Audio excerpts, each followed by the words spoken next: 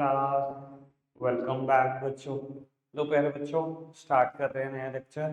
बेटा आज पूरी कोशिश ऐसी है कि चैप्टर खत्म कर देंगे हम। बाकी देखते हैं कुछ रह ना जाए। बेटा मैंने एक फाइनेंशियल डिसीजन की पूरी बात कर ली है, इन्वेस्टमेंट डिसीजन। आज हम स्टार्ट कर रहे हैं second type of financial decision which is known as financing decision. तो वो अगेन पहले इंट्रोडक्शन, जिसमें मैं कम से कम 2 बातें करूंगा। मैंने बोला भाई हर एक के इंट्रोडक्शन में 2 बात, और फिर इसके फैक्टर अफेक्टिंग। तो बेटा फाइनेंसिंग डिसीजन के इंट्रोडक्शन में क्या लिखना है पहले ये समझ लो। How much fund should be raised and from which source, पहली पॉइंट यही लिखना है। फाइनेंसिंग डिसीजन बेटा इसी बात से कंसर्न होता है कि how much fund should be raised and from which source, कितना फंड रेज करना है और किस सोर्स से। बेटा जब आप पहला डिसीजन ले रहे होते हो ना, इन्वेस्टमेंट डिसीजन, तो आपको ये बिल्कुल क्लियर होता है कि कितना फंड रेज करना है। आप इन्वेस्टमेंट डिसीजन ले रहे हो, आप सोच रहे हो कि कितना पैसा मैं इन्वेस्ट करूं लॉन्ग टर्म इन्वेस्टमेंट डिसीजन में, और कितना पैसा इन्वेस्ट करूं मैं शॉर्ट टर्म इन्वेस्टमेंट डिसीजन में। लेट्स सपोज कि आपने डिसाइड करा कि लॉन्ग टर्म इन्वेस्टमेंट डिसीजन में 75 लाख और शॉर्ट टर्म इन्वेस्टमेंट डिसीजन में 25 लाख में इन्वेस्ट करूंगा। तो यानी कि बेटा आप टोटल कितना इन्वेस्ट करना चाह रहे हो, 1 करोड़। तो अगर आपने इन्वेस्टमेंट डिसीजन ले लिया, पहला डिसीजन ले लिया, तो बाबू ये बात तो क्लियर होगी ना, how much fund should be raised, कितने पैसों की जरूरत है, ये तो बिल्कुल क्लियर है, 1 करोड़ रुपए की जरूरत है। And from which source, financing decision इन्हीं बातों से कंसर्न है, कितना पैसा चाहिए और कहां से आएगा। एक और बात, फाइनेंसिंग डिसीजन बेटा ना एक और बात से भी कंसर्न होता है, timing, composition and mode of procurement. Timing बल्कि मोड ऑफ प्रोक्योरमेंट पहले बोलो, timing, mode of procurement and composition. तो वो फाइनेंसिंग डिसीजन ये इंश्योर करता है आपको जिस टाइम पर पैसा चाहिए हो उस टाइम पर पैसा मिले। बाबू मोड ऑफ प्रोक्योरमेंट क्या हो पैसे का, मान लो बेटा ये मुझे 1 करोड़ रुपए की जरूरत है, और मुझे कुछ पैसा इक्विटी शेयर भी दे सकते हैं, कुछ पैसा डिवेंचर भी दे सकते हैं, और कुछ पैसा प्रेफरेंस भी दे सकते हैं। तो मैंने डिसाइड कर लिया फाइनेंसिंग डिसीजन में कि मोड ऑफ प्रोक्योरमेंट क्या होंगे, equity share capital, preference share capital और डिवेंचर्स। बाबू मोड ऑफ प्रोक्योरमेंट डिसाइड करने के बाद मैं डिसाइड करता हूँ इनकी कॉम्पोजिशन कैसे होगी।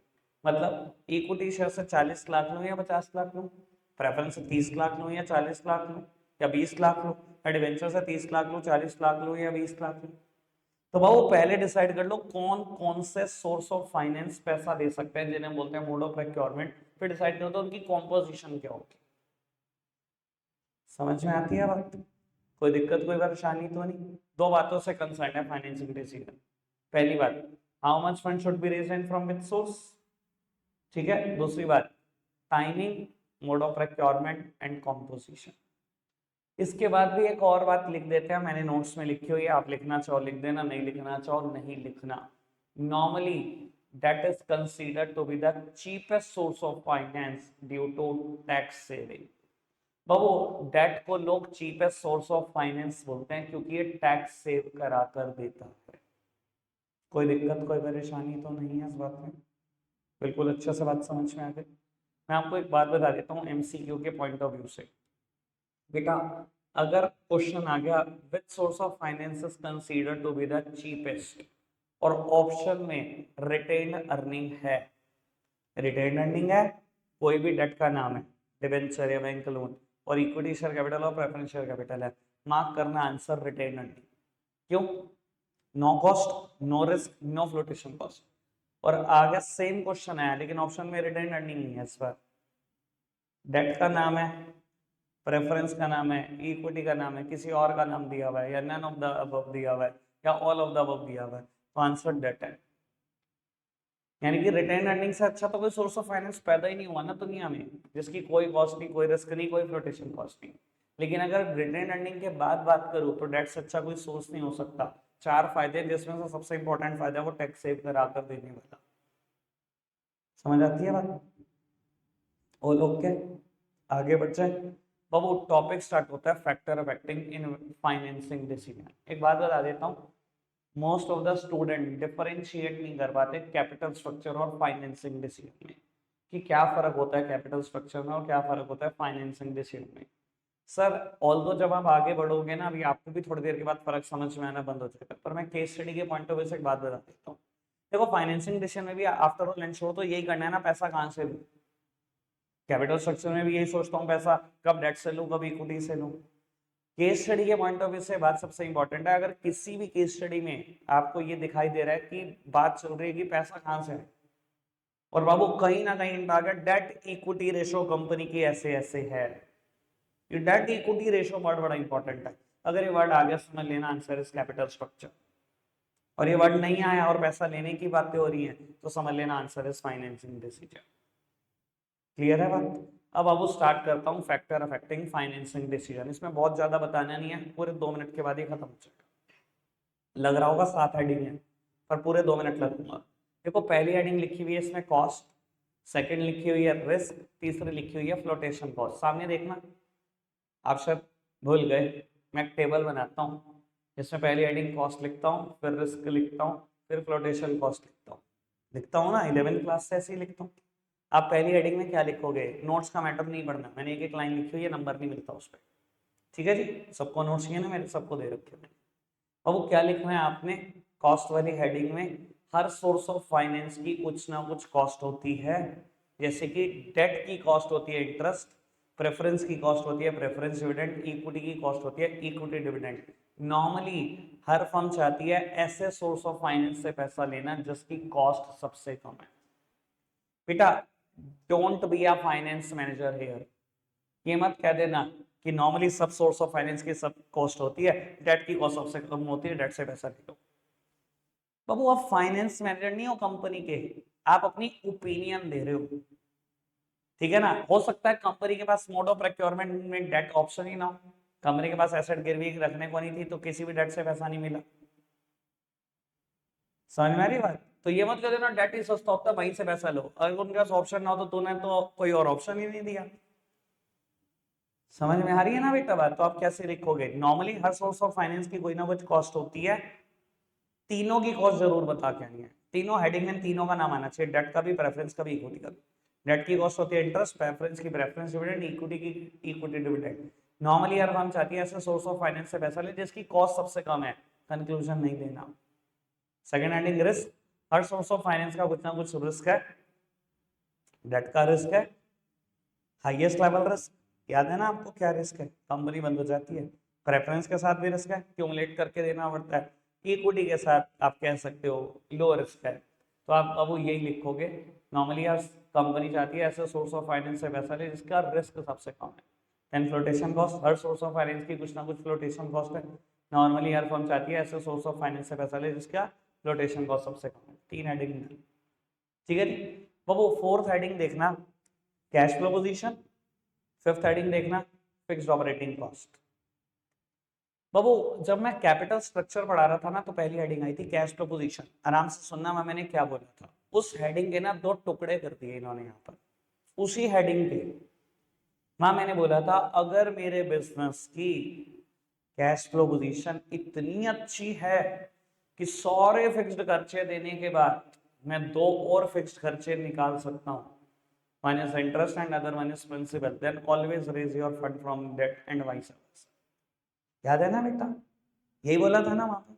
अब यहाँ इसके 2 टुकड़े हो गए, कैश फ्लो पोजीशन अलग कर दिया, फिक्स्ड ऑपरेटिंग कॉस्ट अलग कर दिया। तो आप क्या लिखोगे, अगर आपके बिजनेस की कैश फ्लो पोजीशन अच्छी है, फिक्स खर्चों का नाम नहीं लेना क्योंकि वो अलग हेडिंग है। अगर आपके बिजनेस की कैश फ्लो पोजीशन अच्छी है तो डेट से पैसा ले लो एंड वाइस वर्सा। डेट से पैसा क्यों ले लो भाई, अगर कैश बहुत अच्छा बड़ा रहता है इसका मतलब अगर कभी डेट की पेमेंट अराइज हो गई प्रिंसिपल या इंटरेस्ट तो दे तो पाओगे। अगर कैश फ्लो पोजीशन अच्छी है डेट से पैसा एंड वाइस वर्सा। फिर फिक्स्ड ऑपरेटिंग कॉस्ट में क्या लिखोगे, अगर बिजनेस में पहले से ही फिक्स्ड कॉस्ट ज्यादा है तो बेटा 2 और फिक्स कॉस्ट का बर्डन नहीं डाल सकता मैं। फिक्स कॉस्ट ज्यादा है तो इक्विटी से पैसा ले लो and vice versa. Fix cost कम है तो डेट से पैसा लिया जा सकता है। 5वां हेडिंग डन, सबसे सिंपल। 6th हेडिंग है कंट्रोल कंसीडरेशन। सो सिंपल है बिल्कुल, वहां पर आई थी ना हेडिंग कंट्रोल। डेट कभी कंट्रोल डाइल्यूट नहीं करता, कंपनी में afraid of takeover would prefer debt over equity, same बात लिखी है। Cut copy paste same heading, 6 heading done, 7वीं बचती है। 7वीं बताने से पहले एक बात बता देता हूँ। कैपिटल स्ट्रक्चर में पहली हेडिंग आई थी कैश फ्लो पोजीशन, कल हमने factor of acting capital budget and decision पढ़ा, पहली heading I cash flow of the project. आज फाइनेंसिंग डिसीजन पढ़ रहा हूँ, अगेन हेडिंग आ गई कैश फ्लो पोजीशन। अभी 5 मिनट बाद डिविडेंड डिसीजन शुरू कर रहा हूँ, वहां फिर हेडिंग आएगी, मतलब अलग अलग है, ध्यान से पढ़ना, डोंट बी अ फूल। 4 जगह पे एक जैसी हेडिंग है, मतलब अलग अलग है, थोड़ा सा देख के, ठीक है बाबू। अब यहाँ पर लास्ट हेडिंग है स्टेट ऑफ कैपिटल मार्केट, मतलब कैपिटल मार्केट, शेयर मार्केट का मूड कैसा है। देखो अगर मार्केट बूम पीरियड पे चल रही है, एक के बाद एक रोज एक नया हाई लगा रही है, बढ़ती जा रही है, जो आजकल सिचुएशन चल रही है, सेम सिचुएशन चल रही है, रोज एक नया हाई। अभी मैं देख रहा था बैठा हुआ आपकी बैच में, निफ्टी 400 अंक बढ़ा हुआ है आज, ठीक है ना, सेंसेक्स 1000 से भी ज्यादा। तो बाबू अगर मार्केट का मूड ऐसा है तो सर पता है लोगों की सोच क्या होती है, मैं आज शेयर खरीदूंगा 100 का, ये कल ही 105 खुलेगा, ये कल ही 110 खुलेगा। जब बढ़ती होती है ना मार्केट, सब कुछ बढ़ता हुआ दिखाई देता होता है। तो सर ऐसी सिचुएशन में कंपनी को अगर फंड रेस करना है ना, इक्विटी शेयर इशू कर दो, क्योंकि लोग लालची हैं, लालच में फटाफट से खरीद लेंगे और वो भागता चला जाएगा, ठीक है जी, लोगों को यही लगता है। और अगर मार्केट डिप्रेशन के टाइम पीरियड से गुजर रही है, जैसा कि कोविड में गुजर रही थी, सर अगर उस टाइम पर कोई भी आईपीओ आता तो सक्सेसफुल होता। एलआईसी का आईपीओ आना था, सरकार ने 2 साल लेट करा उसको, उसी दौरान आना था 2020 में, सरकार को पता था बिकेगा नहीं। क्यों सर, अगर मार्केट गिर रही है तो लोगों को यही लगता है कि अगर मैं आज शेयर खरीद लूँ 100 का, ये कल रह जाएगा 95 का, परसों 90 का ही रह जाएगा, मैं क्यों खरीदूं। सर अगर मार्केट बूम पीरियड से गुजर रही है तो इक्विटी से कंपनी को पैसा रेस कर लेना चाहिए। अगर मार्केट रिसेशन से गुजर रही है तो इक्विटी की तरफ जाओ भी मत, बिकेंगे नहीं, अच्छी जितनी मर्जी कंपनी हो आप, कुछ नहीं बिकेगा आपका। आपको उस सिचुएशन में डेट की तरफ चुपचाप चले जाना चाहिए। क्लियर है बेटा बात। फाइनेंसिंग डिसीजन खत्म, आ जाओ जी डिविडेंड डिसीजन पे। बाबू अब हम बात करते हैं डिविडेंड डिसीजन की।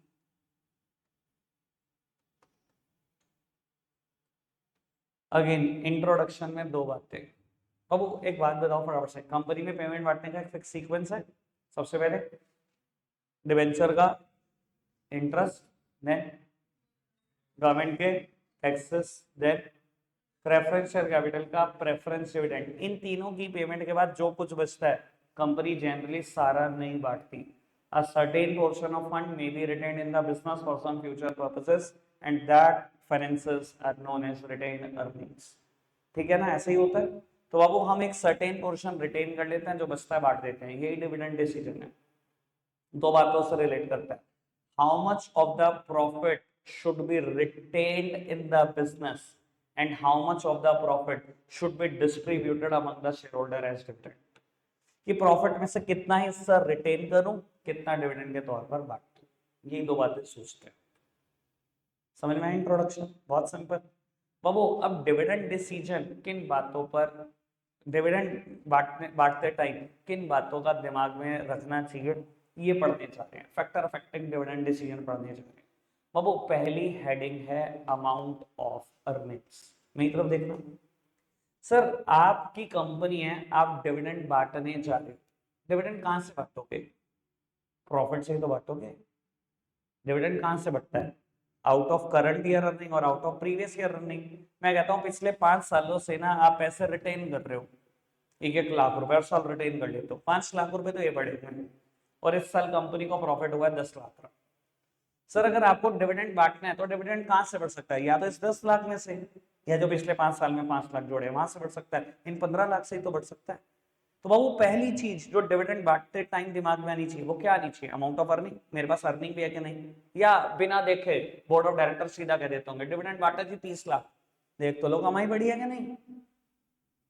तो डिविडेंड बांटने से पहले पहली चीज जो दिमाग में आनी चाहिए वो क्या आनी चाहिए, आप खुद बताओ। Earnings, dividend and distributed out of current year earning और out of past year earning. सबसे पहले इन दोनों को कंसीडर कर लेना, तब सोचना डिविडेंड बांटना है या रिटेन करना है पैसा। क्लियर बात, समझ आई। इसमें 5वें नंबर पर शायद हेडिंग होगी कैश फ्लो पोजीशन। बाबू खाली अर्निंग्स कंसीडर मत करना, डिविडेंड एक ऐसा खर्चा है, पहले बोली हुई है बात समझ में आ चाहिए। डिविडेंड एक ऐसा खर्चा है जो इन कैश पे होता है, नेवर इन काइंड। काइंड में तो पे नहीं होता, इन कैश पे होता है। तो बाबू खाली अर्निंग मत कंसीडर कर लेना, must consider your cash balance. पता लगे पिछले साल रिटेन अर्निंग करी 5 लाख, इस साल प्रॉफिट हुए 10 लाख और कैश बैलेंस पड़ा हुआ है 7 लाख, और मैं कह रहा हूं मैं तो 12 लाख रुपए डिविडेंड बांटूंगा। 7 लाख रुपए बढ़ा है कैश, 12 लाख डिविडेंड बांट सकते हो? चाहे प्रॉफिट कमाया तब भी नहीं बांट सकते ना।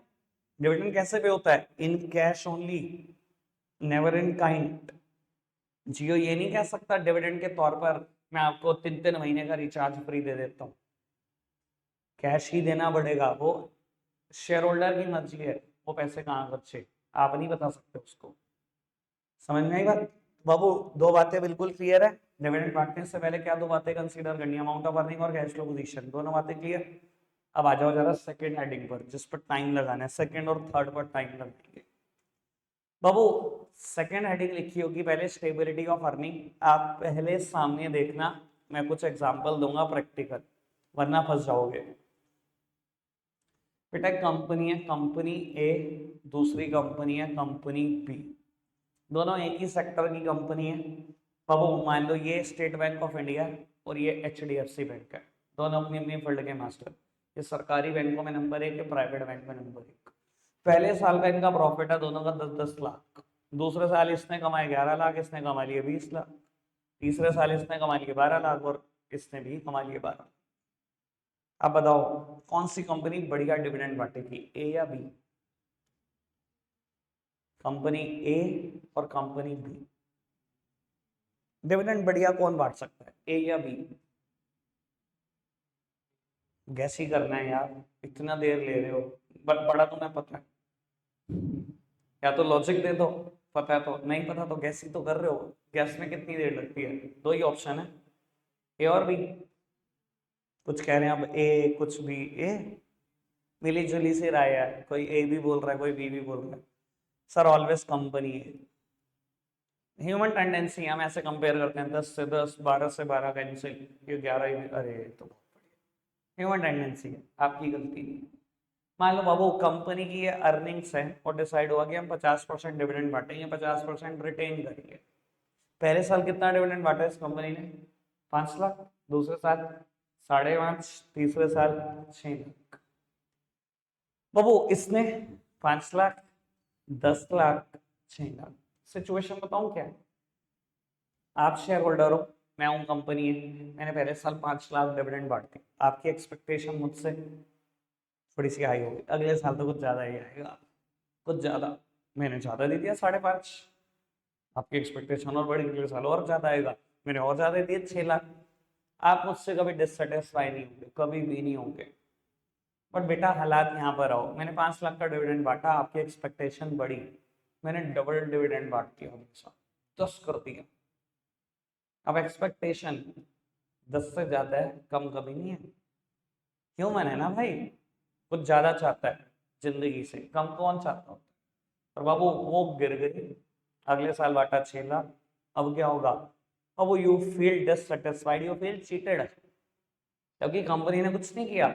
आप बोलेगा यार बता अजीब कंपनी है, पिछले 10 लाख रुपए बांटे, साथ 6 लाख, छोड़ चेंज कर कंपनी, स्विच कर, बेच शेयर इसके। ये होता है बाबू। Company having stable earnings are in a better position to declare better dividend. जिस कंपनी की जितनी ज्यादा स्टेबल अर्निंग होंगी ना, उतनी बेटर पोजीशन में उतना बेटर डिविडेंड बांटती है।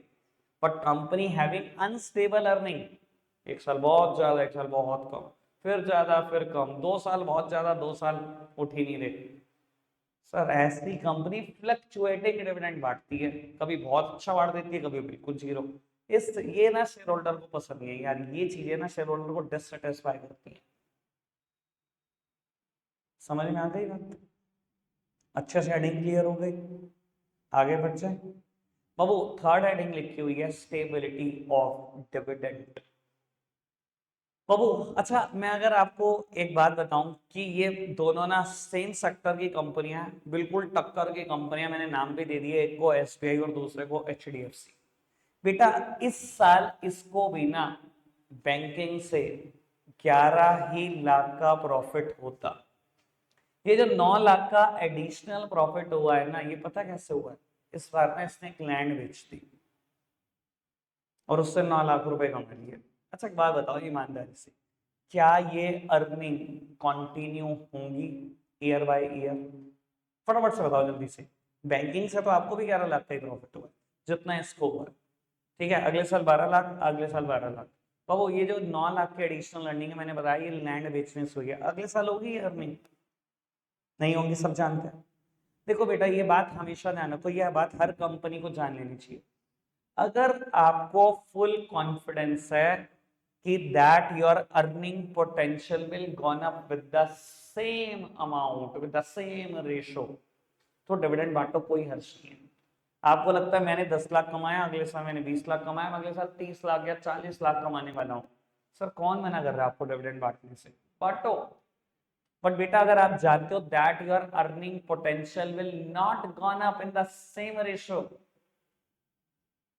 तो बेटा मत बांटो डिविडेंड। अगर आपको लगता है ना कि अर्निंग पोटेंशियल कंटिन्यू नहीं होंगे, अगले साल 30 या 40 लाख का प्रॉफिट नहीं आएगा, तो डॉक्टर ने नहीं कहा डिविडेंड बांटने को।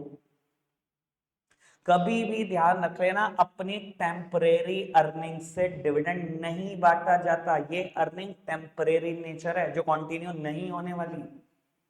That amount should be 100% retained in the business. अब वो अगर कंपनी को पता है ना कि ये अर्निंग टेम्परेरी इन नेचर है, तो कभी भी बेटा टेम्परेरी अर्निंग से सिंगल पैनी भी डिविडेंड नहीं बांटा जाता। आज आप इस टेम्परेरी अर्निंग से डिविडेंड बांट दो, कल ही अर्निंग कंटिन्यू नहीं होगी। जब कंटिन्यू नहीं होगी तो डिविडेंड बांटने के लिए पैसा नहीं होगा, बेटा शेयर होल्डर डिससेटिस्फाई होंगे ही होंगे। इन सच अ सिचुएशन आपको क्या करना चाहिए था? इस 11 में से आपकी पॉलिसी 50% बांटने की, आप 5.5 बांटते, इस 9 के 9 लाख को रिटेन कर लेते बिजनेस में, अगले साल 6 बटता, कभी शेयर होल्डर डिससेटिस्फाई होता ही नहीं। तो बाबू अगर अर्निंग टेम्परेरी इन नेचर है या seems to be smaller in amount, उससे डिविडेंड मत बांटो। सुन लो बेटा मैं क्या बोल रहा हूं, मैंने दूसरा वर्ड भी ऐड कर दिया, आपने सुना नहीं है ढंग से। अगर अर्निंग टेम्परेरी इन नेचर है या seems to be smaller in amount, dividend मत बांटो। मतलब एक साल 10 लाख कमाए, अगले साल 10 लाख 1,000 कमाए, अब ये मत कहना 5 लाख 500 रुपए का डिविडेंड। अरे 1,000 रुपए रिटेन कर लो। जो टेम्परेरी, जो स्मॉलर इंक्रीज है, उससे भी डिविडेंड बांटने की कोई जरूरत नहीं होती। आपने 10 लाख कमाया था, 5 लाख डिविडेंड पिछले साल बांट दिया, इस बार 10 लाख 1,000 ही कमाया, अरे 5 लाख ही बांट दो, 5 लाख 1,000 रुपए रिटेन कर लो। अगर स्मॉलर इंक्रीज होता है उसको भी बांटने की कोई जरूरत नहीं होती, क्योंकि आपको ही पता है बहुत ज्यादा तो शेयर होल्डर को कुछ दिख नहीं जाएगा 500 रुपए में, तो ऐसी सिचुएशन में रिटेन करना ही बेटर है। क्लियर है बात? पक्का से। दो हेडिंग बचती है मेरे पास, एक हेडिंग है बेटा नेक्स्ट ग्रोथ अपॉर्चुनिटीज। बाबू ये बात ना थोड़ी सी पहले भी आ चुकी है, अगर आपकी कंपनी ऐसी है जिसमें ग्रोथ दिखाई दे रही है, मतलब ग्रोइंग कंपनी है, पहला ही साल बीता है, अभी तो बहुत ग्रोथ करनी है, क्या करे ऐसी कंपनी? डिविडेंड बांटे या रिटेन करे? पैसे बांटे या रिटेन करे? बाबू 100% रिटेन कर। क्यों? अभी आप ग्रोइंग स्टेज पर हो, और ग्रोइंग स्टेज की कंपनी को ना बहुत इन्वेस्टमेंट करनी पड़ती है, इन फिक्स्ड एसेट्स भी, इन वर्किंग कैपिटल भी। आज मैंने 10 लाख कमा लिया, लालच सा आया, शेयर होल्डर को कुछ कर देते हैं, बांट दिया डिविडेंड सारा, अगले दिन जब मशीनरी लेनी पड़ेगी तब लोन ले लेंगे, और क्या करोगे? आज कमाया तो आज बांट दिया, तो अगले दिन बाबू आपको इन्वेस्टमेंट की जरूरत है, अभी तो आप ग्रोइंग हो ना, अभी तो बढ़ना है ना आगे। तो बेटा ग्रोइंग कंपनी 100% फंड को रिटेन करे, उन्हें कोई जरूरत नहीं है बांटने की कुछ भी। And vice versa, non growth company क्या करे? अब भाई ग्रोथ तो है नहीं, तो शेयर होल्डर ही खुश रख लो, जो कमाते हो बांट दो डिविडेंड, कोई दिक्कत तो नहीं। समझ में आ रही है बात? आगे बढ़ जाए। लास्ट हेडिंग है बेटा टैक्सेशन पॉलिसी। बाबू मैंने ना अभी कल या परसों बच्चे के अकाउंट्स में प्रॉब्लम ली है, और मैंने बोला भी था कि बीएसटी के बैच में वर्ड आएगा। बेटा डिविडेंड के ऊपर ना एक टैक्स लगता है नोन एज सीडीटी और डीटीटी, बोला था ना अभी। कॉर्पोरेट डिविडेंड टैक्स और डिविडेंड डिस्ट्रीब्यूशन टैक्स, कुछ ही कह दो, दोनों की बात है। कॉर्पोरेट डिविडेंड टैक्स बोल लो या डिविडेंड डिस्ट्रीब्यूशन टैक्स बोल लो। बाबू जब कंपनी डिविडेंड बांट रही है, अगर ये टैक्स ज्यादा है तो बाबू, अगर टैक्स ज्यादा है तो डिविडेंड कम बांटो, सॉरी टैक्स ज्यादा है तो डिविडेंड कम बांटो। मान लो बेटा आज कंपनी सोच रही है कि डिविडेंड बांट देते हैं, हमने 20 लाख का प्रॉफिट कमाया हुआ है बाबू, लेकिन टैक्स का रेट चल रहा है 40% डिविडेंड पर। भाई अगर 20 लाख बांटने की सोचोगे तो 8 लाख तो सरकार ही खा जाएगी, ठीक है जी, शेयर होल्डर को मिला सिर्फ 12 लाख रुपए। इन सच अ सिचुएशन कोशिश करो कम से कम डिविडेंड बांटो। आपने डिसाइड करा मैं 6 लाख बांटूंगा, 14 रिटेन करूंगा, 6 में से 40% सरकार को दे दिया, 2,40,000, 360 डिविडेंड मिल गया शेयर होल्डर्स, ठीक है ना बाबू। जैसे ही ये टैक्स रेट कम हो जाए, मान लो सरकार ने कुछ टाइम के बाद इस टैक्स को कर दिया 20%, 14 लाख हमने रिटेन किया हुआ था, अब बात तो 20% टैक्स दिया 14 में से 2,80,000 रुपए, 11,20,000 का डिविडेंड मिल गया शेयर होल्डर को। तो बाबू अगर टैक्स रेट ज्यादा है तो डिविडेंड कम बांटो, और अगर टैक्स रेट कम है तो डिविडेंड हमेशा ज्यादा बांटो। क्लियर है बात? Have done.